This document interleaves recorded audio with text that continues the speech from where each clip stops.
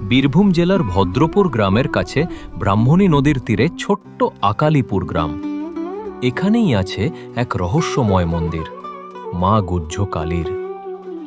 কথিত আছে মহাভারতের যুগে মগধের রাজা জরাসন্ধ গোপনে এই দেবীর পূজা করতেন। বহু শতাব্দী পরে রানী অহল্যাবাই স্বপ্নাদেশ পেয়ে মূর্তিটি আবিষ্কার করেন, কিন্তু ইংরেজ শাসক ওয়ারেন হেস্টিংস সেই মূর্তিটি কাশী থেকে নিয়ে যেতে চাইলে কাশীরাজ চৈত সিং মূর্তিকে গঙ্গায় ডুবিয়ে দেন। এরপর মহারাজ নন্দকুমার স্বপ্নে মার দর্শন পান। মা বলেন, আমি গঙ্গার জলে আছি, আমাকে উদ্ধার করে তোমার জন্মভূমির কাছে প্রতিষ্ঠা করো। কাশীরাজের সাহায্যে তিনি মূর্তিটি উদ্ধার করে জলপথে আকালিপুরে আনেন এবং এখানে প্রতিষ্ঠা করেন। মায়ের বিগ্রহটি রূপ অন্যরকম। মা দ্বিভুজা,